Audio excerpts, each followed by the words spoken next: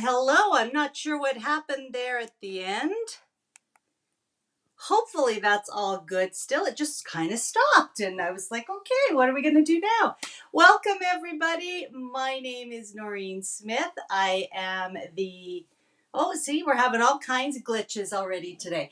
My name is Noreen Smith. I am the Product Development Creative Manager here at Creative Memories, and we are back to our regular fast and fun with projects with Noreen weekly episodes, and we get to get together every Wednesday, 5 p.m. Central Time, and do some fun things. So, of course, over the last 9 weeks, throughout the summer, throughout July and August, we've been doing Sizzlin' Summer Challenges. So I bet for some of you it was kind of weird to hear the regular Fast and Fun jingle as opposed to the Sizzlin' Summer jingle, but we're all getting back into that routine, right? Fall is here.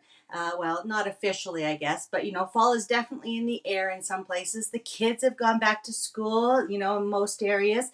We're after Labor Day, and pumpkin and apple are the flavors of choice. Am I right? We'll talk about that in just a minute.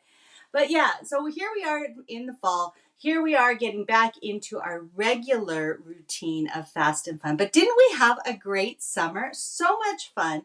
So many new ideas and incredible inspiration from all of you who participated. And I think it was one of the best summers ever. Each week we had a different challenge.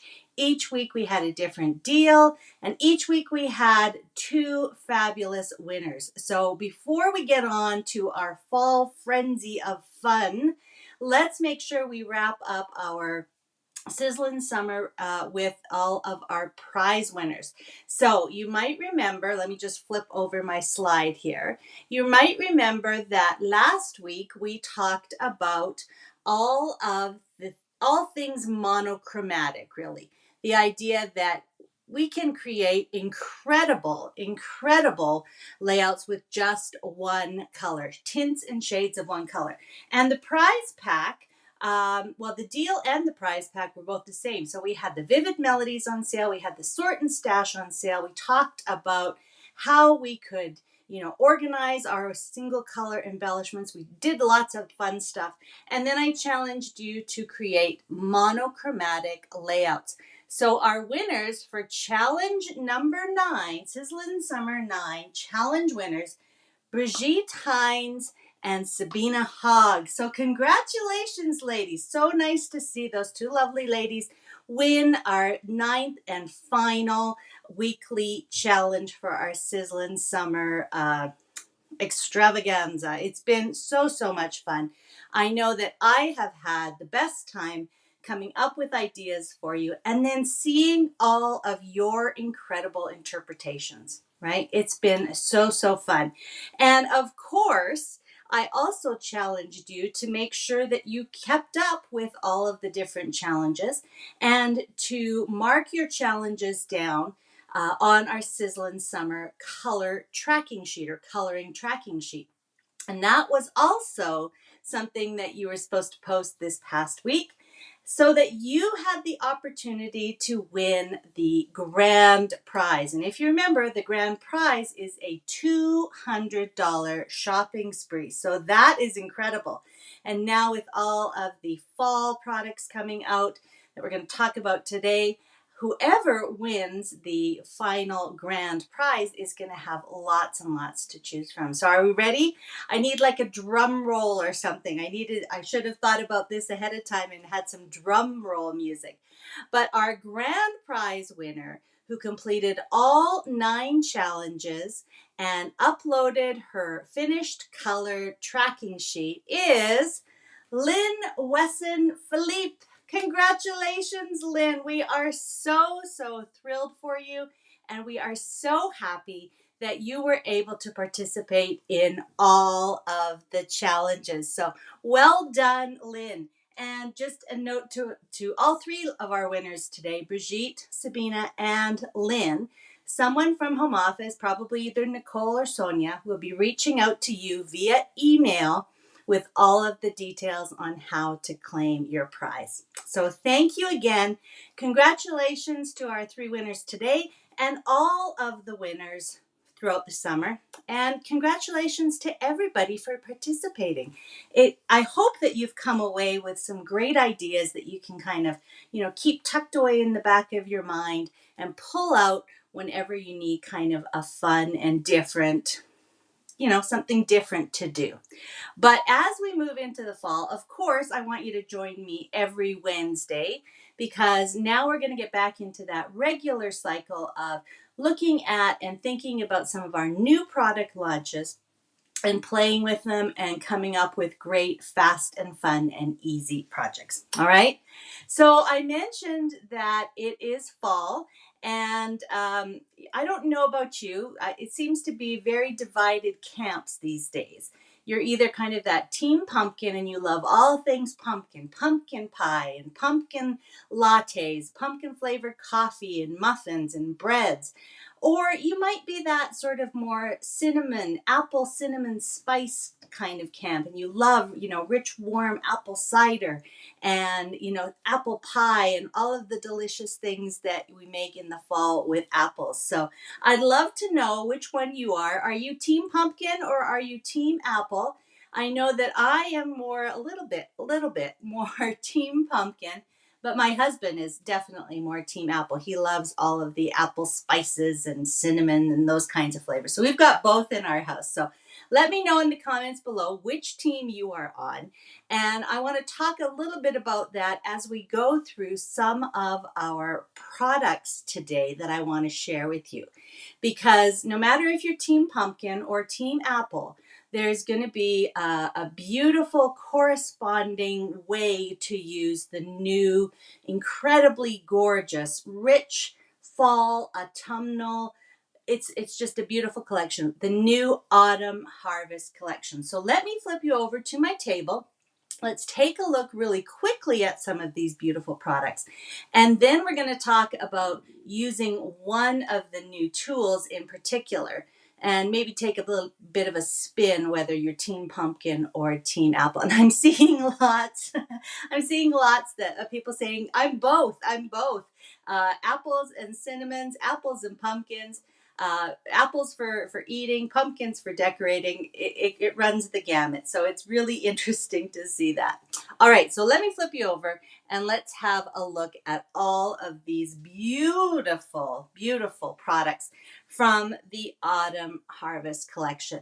Now, if you saw the little preview videos, you have already maybe had a look at this and seen that it's a gorgeous collection. As I said, rich fall, beautiful fall colors. But I love this touch of blue that we've added in this year. It just gives it a little bit of a different spin, and it really expands what you're able to incorporate with. If we just have the orange, yellows, and reds, sometimes, it doesn't always work for all your photos. But incorporating, the blue and then some of the brown and neutral tones in there too, it's just perfect for everything. So whether you're at the pumpkin patch, whether you're going apple picking, whether, you're bobbing for apples at Halloween or carving jack-o'-lanterns at Halloween, this is going to work for everything. So we've got the beautiful designer paper pack. And I do want to show you these really quickly because, again, that blue, isn't that plaid gorgeous? I love that. But the blue in here really, really sparks this up. So we've got pumpkins, we've got leaves, we've got acorns, plaid. But then we also have really rich tonals. And I wanted you to notice that this gorgeous deep cranberry paper, the tonal, even though I think that's meant to be a pumpkin, I'll have to talk with our designer to double check, but even though I think that's meant to be a pumpkin, I think you could definitely get away with using it for all of your apples.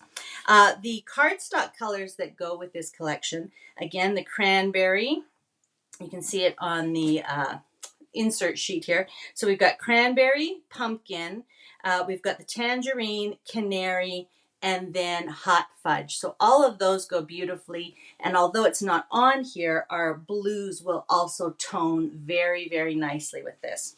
So now in addition to the designer papers, we've got a beautiful vellum paper pack.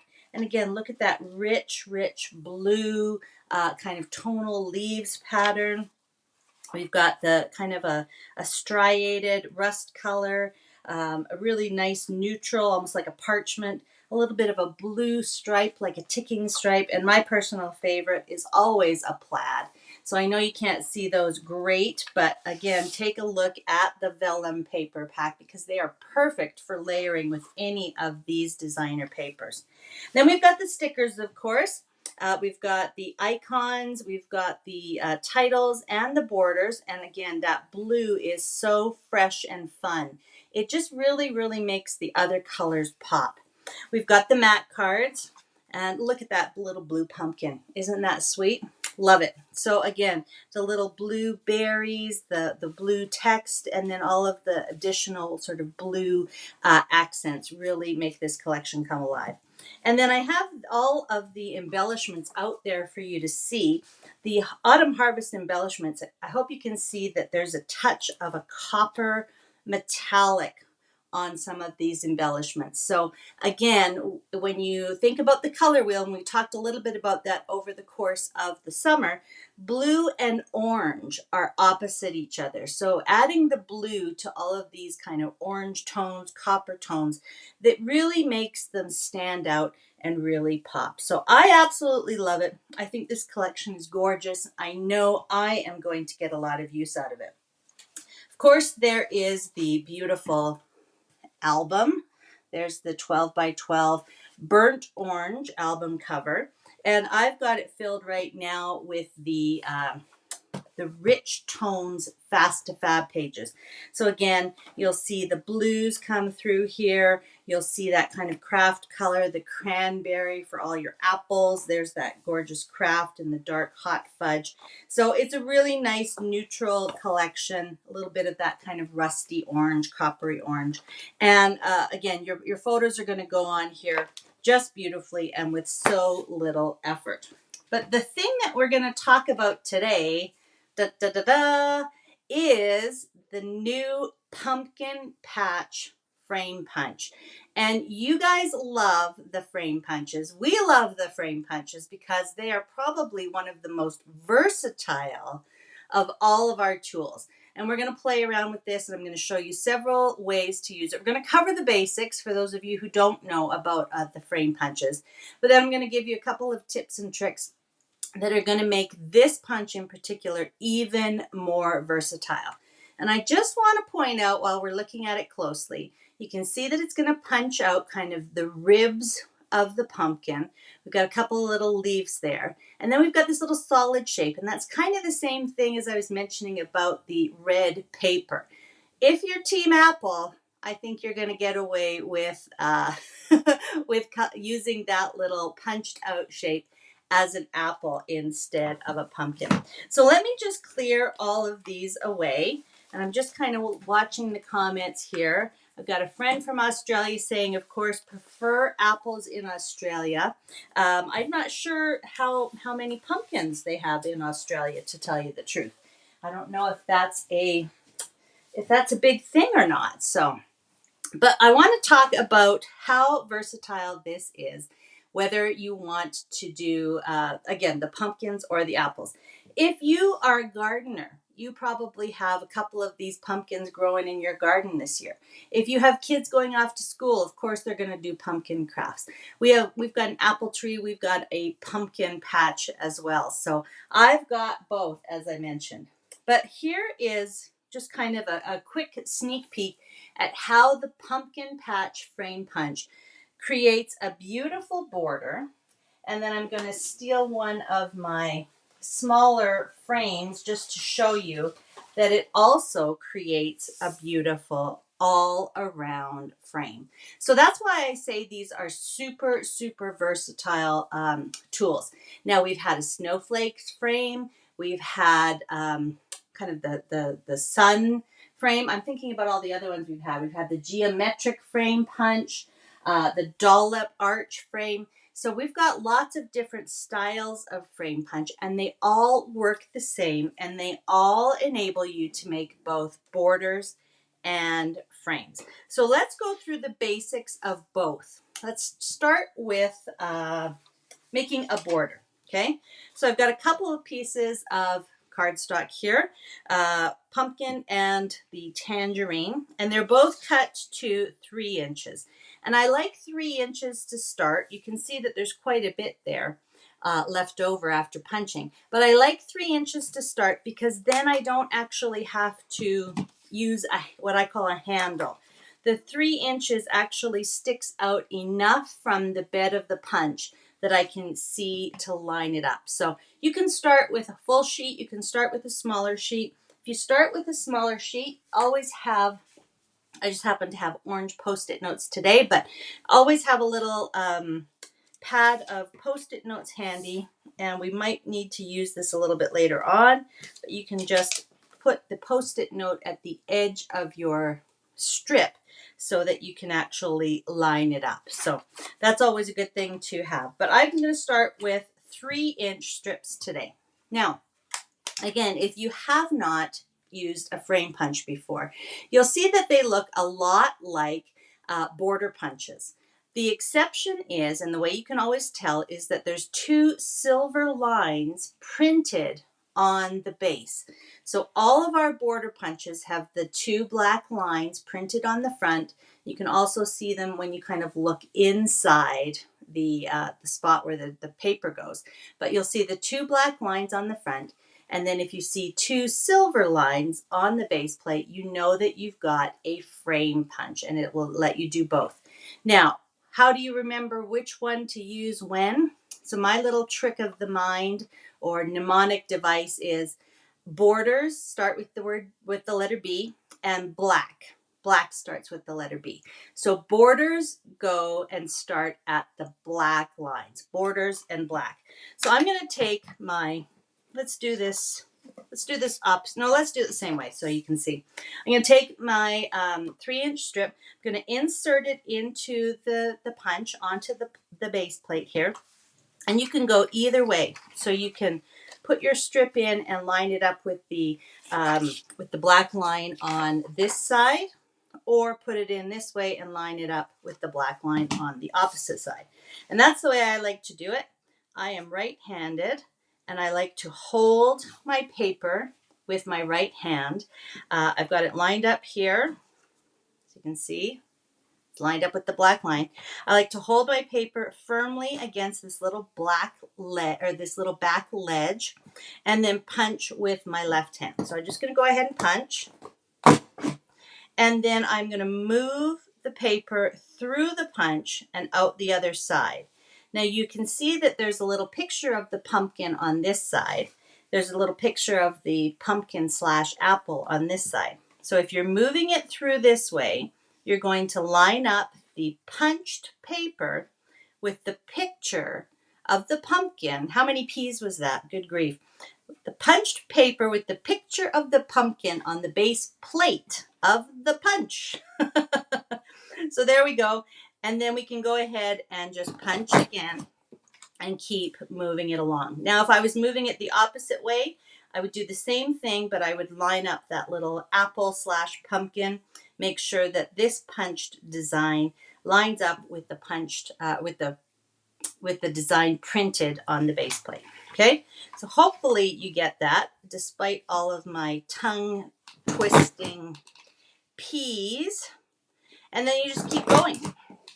So it's really, really easy to use these as punches. They're no different than any of our other border punches. All right. Now, 2 things that I want to show you really quickly. First of all is look at all of the confetti or the little punch out shapes. I'm going to discard these ones and then see if I can get a little bit of a close-up here. There's the little sort of apple pumpkins.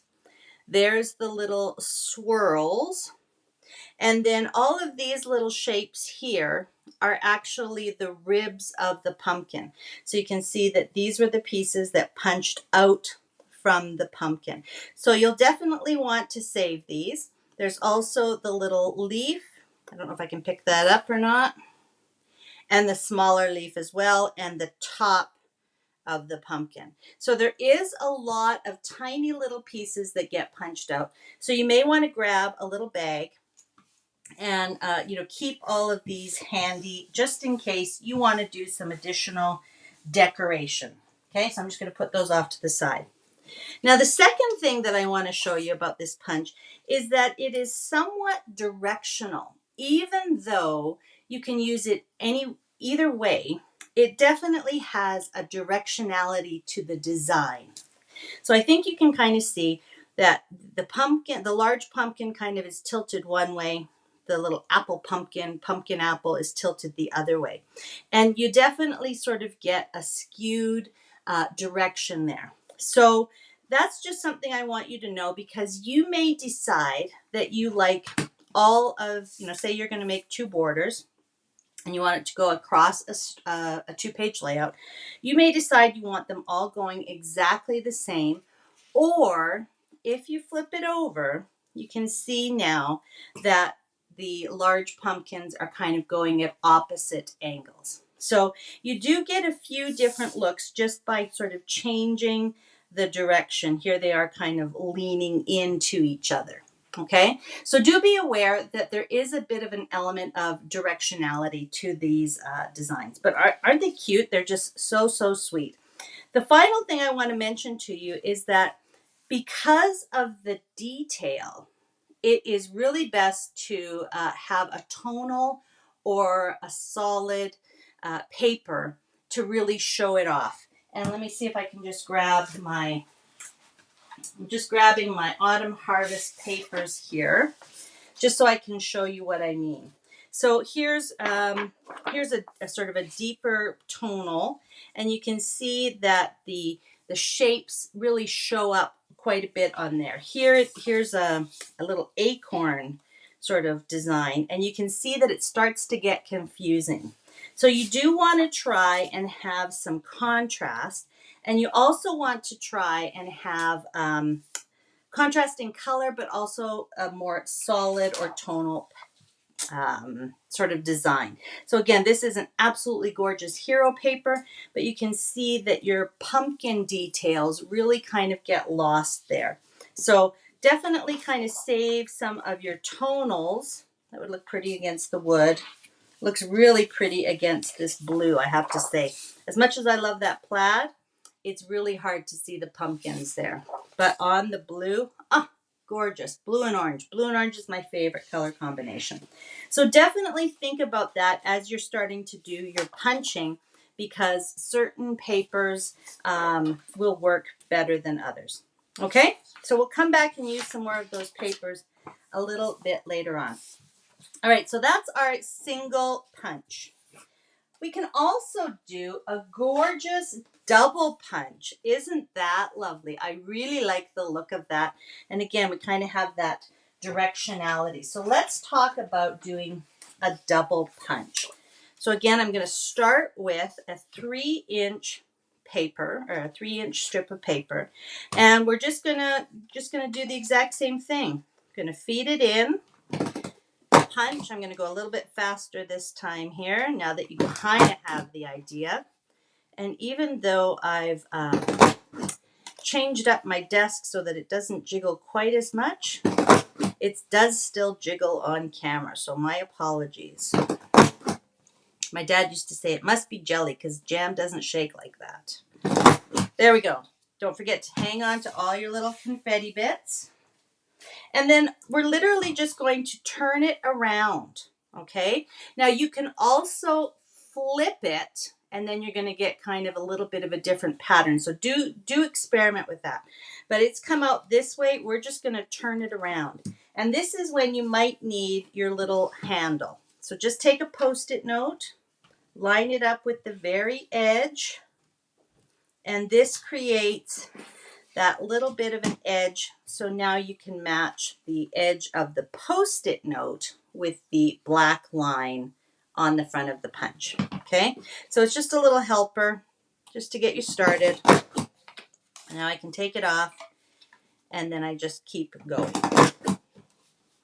All right, so when I turn my my paper, I don't flip it, but when I turn it, I get that opposite sort of pattern, just like you see here.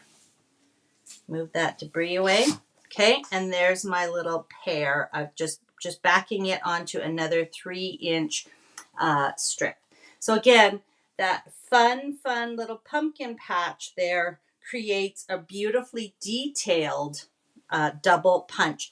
And one of the reasons I like it this way is that you've got the little swirls kind of going opposite. So again, it creates a nice sense of movement across the page.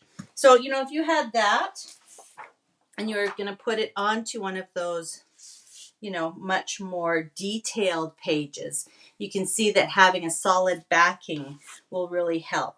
If you wanted to put it onto, you know, a more of a tonal page, you could definitely do that. So that is the double punch. I want to give you one more idea here. I'll leave that one up like that.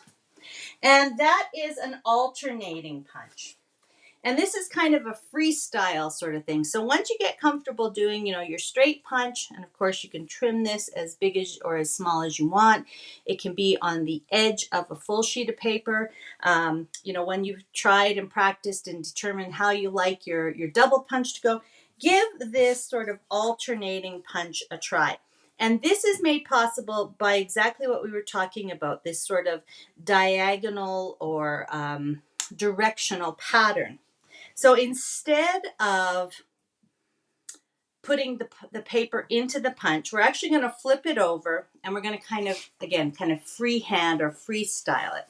So we're just going to take it and we're going to put this corner or this edge along with the edge of the open edge of the punch here. And I will just mention that I want to remind you to make sure you punch upside down. So I've got the punch so that I can see it. I'm just going to gently squeeze it to hold the paper in place, but I always want to flip it so that all of those little pieces come out. I don't want those little pieces going into the body of the punch. That's definitely a recipe for punch disaster.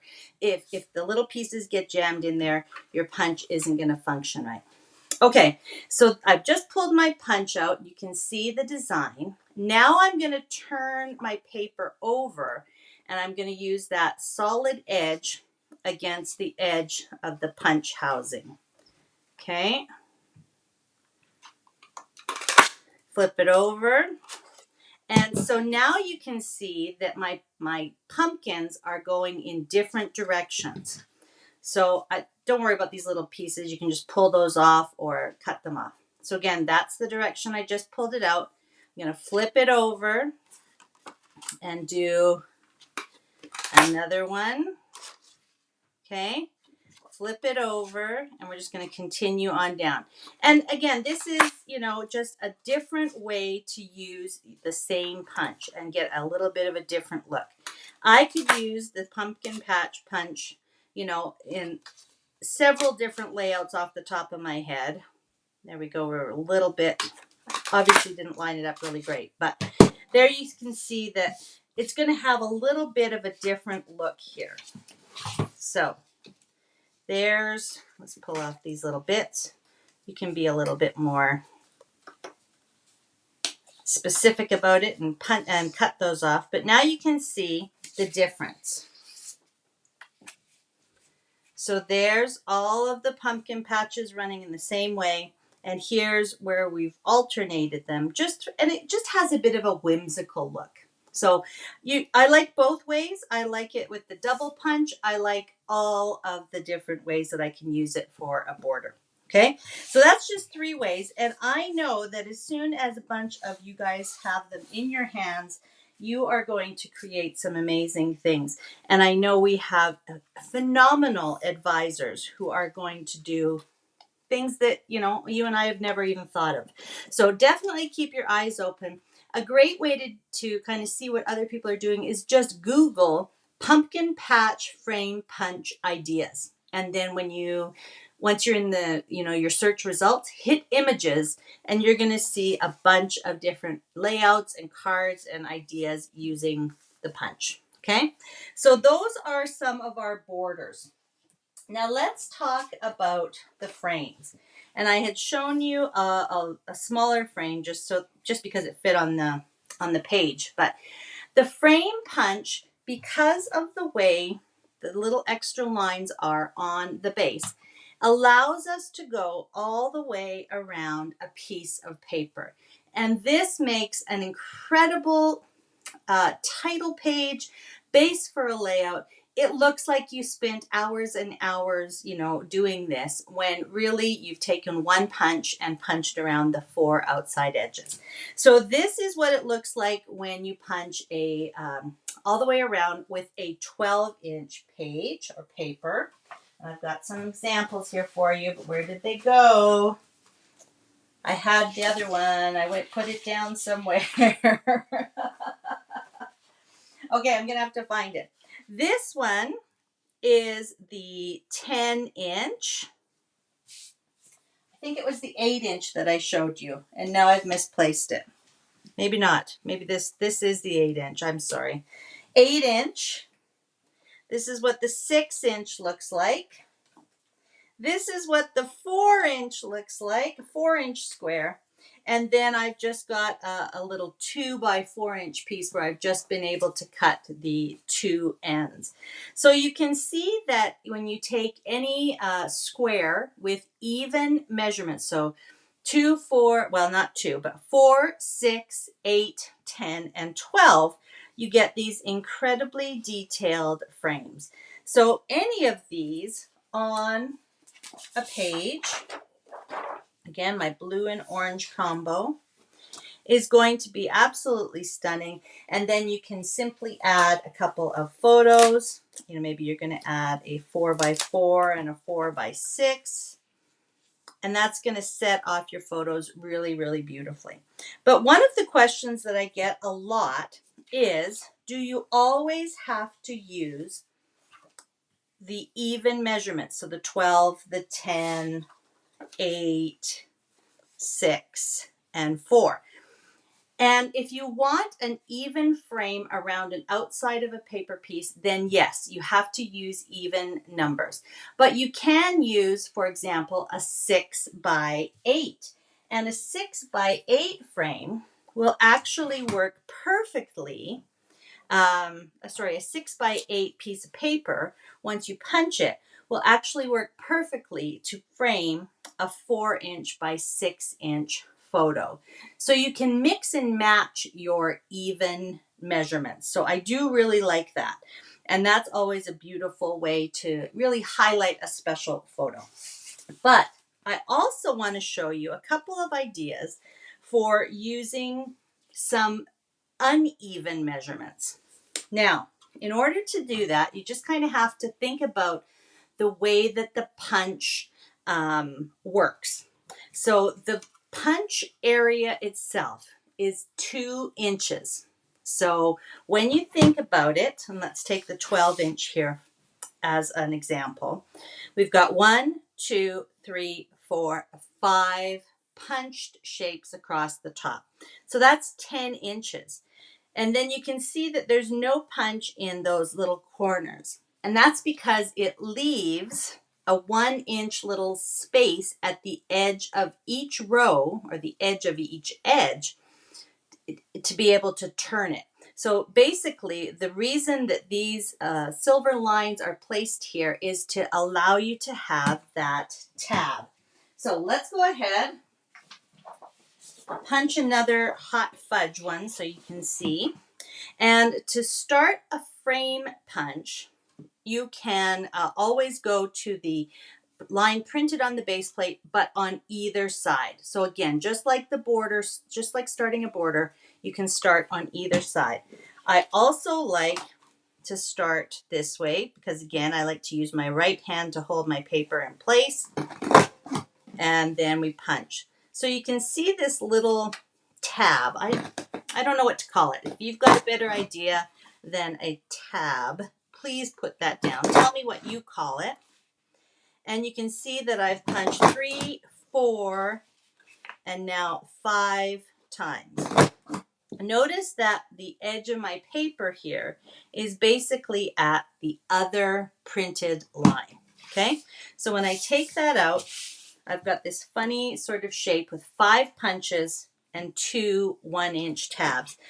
As I mentioned, that 1-inch tab is what we now turn and line up with that line on the base plate again.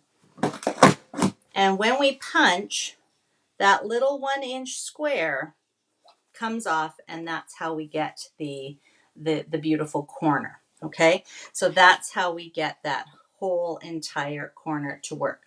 So that's the basics of a frame punch. You'd go ahead, you'd punch 4 more times. The little tab would be there, turn it, line up the tab, punch 5 times, turn, line up the tab, punch 5 times. So that's how it works for the 12 by 12.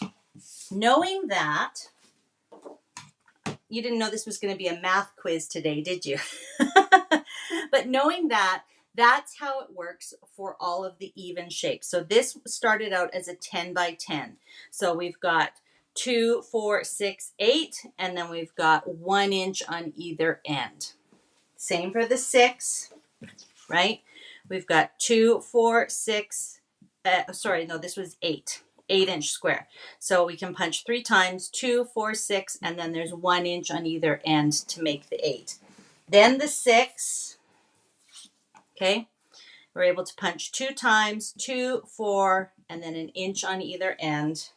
And then finally the 4, and the 4 is kind of funny because literally you just take your 4-inch piece of paper, and when you slide it in, it lines up with both lines on the base plate. So you literally just go ahead and punch, and then you can see you're going to get 1 punch on each side.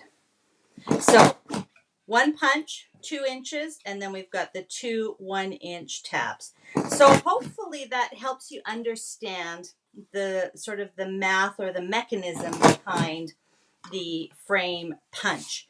So knowing that, yes, we can actually make use of it with non-even numbers. Okay, so I'm going to show you how and a couple ways to use them. Aren't those gorgeous? I love it when they're all stacked. And that's what I mean by, it would be a beautiful title page. You're not going to get very many photos on there, but one stellar photo in the center there, that would be an absolutely stunning, or title, right? Absolutely stunning page. I love all the ruffles that it kind of creates. Okay, so let's go ahead and let me get rid of all of my debris that's slightly off camera there. But let's go ahead and use an 11-inch square. Now, we know it's not going to punch all the way around because the measurements are off. We would get 2, 4, 6, 8, and then we'd actually have 1-inch tab and a 2-inch tab. So we can't use it in the same way, but we can use it and make it even more versatile. So I'm going to actually punch 2 corners, and you're going to see how it's going to leave one side complete and have 2 sides that has a beautiful design on it. So we're going to start just the same, put the edge of the paper on the silver line, and you'll notice that I didn't have to punch as hard because now I'm using some designer paper, and our designer weight, didn't feel like I punched all the way there. Our designer weight paper is about 40 pounds, okay? Now, I've punched 5 times, but look, I've gone right to the edge. And now I still have that tab. Let's punch this way for a change. I still have that tab that I can create the frame from. So now I'm going to go this way. I'm going to match up my little apple pumpkins. Let's just call them gourds. And I'm just pulling it along. See, it's not as intuitive for me going this way. So again, if you have a favorite way of doing it, you will be able to do them very quickly. All right, so now I have that perfect 11-inch square, but 2 sides are punched and 2 sides are plain. But the nice thing about this is that I don't have any overhang that I have to cut off, with the exception of that little bit. So I love this because it creates a real stunning border and design with no effort at all. So when I line up the edges of a base page, I get this really interesting sort of L-shaped border. And again, you can do this whichever direction you like better, right? So I love that. I think that's a really fun and easy way to get a different look with your same punch. And this would be perfect, by the way, for 4x4 photos. And then you can either add, a nice little title cluster up here or even right in the center of your photos. So that's a super fast way to create kind of an asymmetric look with the frame punch, okay? So again, we started with 11 inches square, and I just punched 2 sides, starting with the line printed on the base plate, okay? Let's do another one. And this one is, let me just double check. This one is 11 inches by 10 inches. So now we have one length that is even and one length that is not. So we're going to start with the even length. We're going to start with the 10-inch length. And we're going to be able, if you remember our formula, we're going to have a tab at either end, and then we're going to be able to punch 4 times. And then because of what we figured out with the 11-inch punch, we're going to be able to punch 5 times completely down the sides. So let's start again with the even measurement side. Line on the silver, edge on the silver line.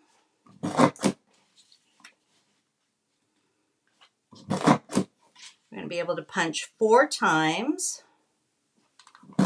Okay. So there we go. We have our 2 funny little tabs.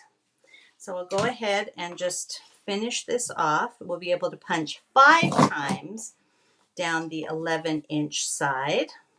And this is going to give us a completely different look, and one that I really like for a double page layout. So I'll show you that once I get all my punching finished. All right. So one side is completely done. The other side still has a little tab. So let's put the tab in. You can see there's lots and lots of debris with this one.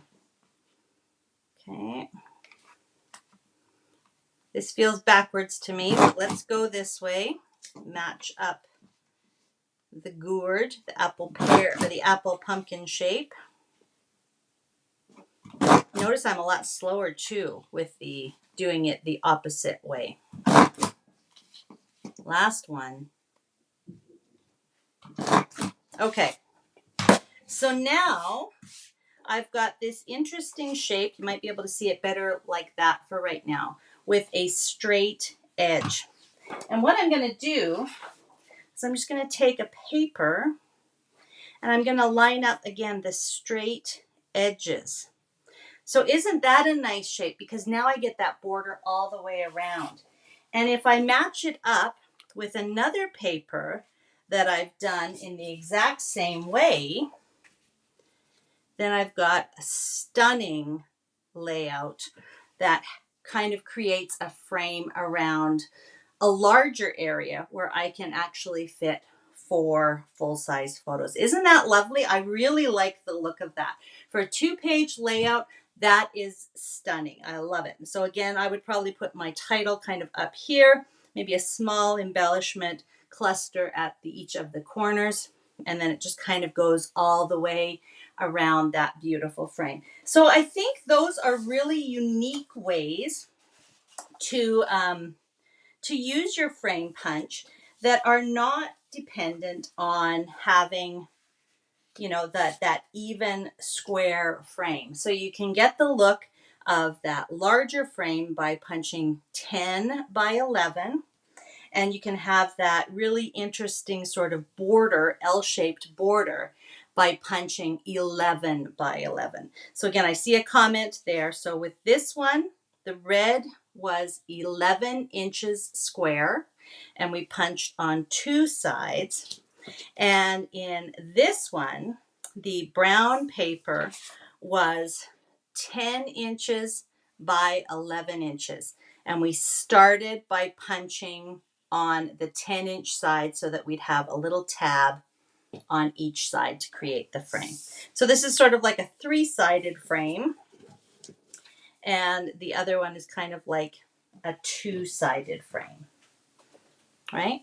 So again, makes it look so unique and different, but you didn't have to do anything really different. It's all in understanding how the frame and border aspects of the same punch work, and then just really, trying to play around with it. So if you've been joining me all summer long, one of the things that I kept reminding you was to say, what if? And these are perfect examples of what if. So what if you tried it with non-even measurements? What if you tried it just to punch on 2 sides or just to punch on 3 sides? What if you tried making a frame for a photo instead of a paper frame for a page? So all of those kinds of things are things that you can discover when you play what if, the what if game. So that's always my first thing that I try whenever I get a new punch. And, I was working for CM when we designed this punch. So it was really interesting to me to see it all the way through. And then once I got it in my hands, it did things that I didn't actually even think about until I started playing with. So even, through that whole process, it still surprised me in a couple of different ways. So I would love to know what you are going to try first. Are you going to try, some of the basic borders, maybe some of the double borders, or that fun alternating border? Remember? Or are you going to go for one of the regular style of frames, or one of the kind of unique style of frames? So I think they're all going to be fun, but which are you most excited? Which are you most excited to try first? I would love to know. Okay. All right. Let me bring you back here and let's finish up tonight. I think I've gone through all of my notes. I bet you might be wondering about what I have special for you tonight. Because again, we've got so used to having a fast and fun deal or some kind of promotion. And many of you were asking about whether that would continue on. And I mentioned last week that, I want you to tune in and we'll see what happens. So I don't actually have something for you tonight, but I have special permission from our CEO, Allison Dutton, to share something with you that will be happening tomorrow. And if you are a member of the Virtual Crop Facebook group, as many of you are watching right now on the Virtual Crop Facebook group, you know that our worldwide virtual crop actually starts tomorrow. So what they decided to do was have a special virtual crop pop-up promo. And you're going to get all of the details a little bit later. If you're an advisor, you're going to want to actually go and check your email because you are getting all of the details of the promo as we speak. So you're going to want to check your email. If you're a customer, you're going to need to wait till tomorrow. Either come back and join me and I'll explain it all to you, or check with your advisor so that they can explain it to you. But the promo sneak peek is, remember we've been talking about Team Apples, Team Pumpkins. Which one are you? Are you Team Apple or, Team Apple, Team Apple, Team Apple, or Team Pumpkin? These gorgeous, fun little die-cut embellishments, they're layered die cuts, either pumpkins or apples. You are going to be able to choose one of those with a qualifying purchase starting tomorrow and going through the worldwide virtual crop. So they're going to start tomorrow at 5 p.m. Central Time and go all the way through until Sunday, September 10th 11:59 p.m. CT, or while supplies last. So they are really, really cute. And again, they coordinate beautifully with the autumn harvest. And you're going to be able to use them on all of your different layouts. So again, no matter if you are Team Pumpkin or Team Apple, you're going to have some beautiful, beautiful embellishments as your little worldwide virtual crop pop-up promo. So again, advisors, go check your emails because you're going to have all of the details of the promo. And customers, make sure that you check in with your advisors or come on back and join me tomorrow night. And I definitely want everybody to come and join me tomorrow night because at 4:45 p.m. in the Virtual Crop Facebook group, so right in this group where I am right now, but not on the YouTube channel. So YouTubers, you need to make sure you're joining us over in the Virtual Crop group. We're going to do the secret box number 3 unopening, live unopening. I'm going to give you some ideas for using the products that are in the secret box. And then at 5 p.m., 15 minutes later, again, CT Central Time, 5 p.m., we're going to be launching and kicking off the worldwide virtual crop. You're going to get a ton of great ideas. So I hope you don't have anything else planned for the next few days because it's going to be fun, fun, fun. We've got 12 different sketches for you over the course of the worldwide virtual crop. And we've got 24 advisors from the United States, Canada, Japan, and Australia to share their inspiration with you. So you don't want to miss it. So it's going to be great. I'm so excited. Like, talk about, coming off the excitement of sizzling summer, and we're right into that amazing worldwide virtual crop. Okay. So that's what I have for you tonight. I hope that you are excited about getting your hands on a pumpkin patch frame punch. And I hope you're excited also about seeing all the details for the promo starting tomorrow at 5 p.m. Central. Okay, so if you didn't have a chance to tell us, which one are you now? Team Pumpkin, Team Apple. Love them both. Okay, you're going to really enjoy these fun little die cuts. All right, so that's where I'm gonna leave you with. Okay, and thinking about all the fun we're gonna have this coming weekend. So make sure you join me back here tomorrow in the Virtual Crop Facebook group, not on YouTube, just in the Virtual Crop Facebook group. 4:45 p.m. Central Time, we'll open our secret box and then kick off the rest of the worldwide virtual crop. It's going to be great. Okay. Thanks everybody for joining me today. And as we go into the fall, we're going to get together with more fall fun frenzy projects in the coming weeks. All right. So I'll see you tomorrow, and then I'll see you again next week for our next Fast and Fun. All right. Bye for now, everybody.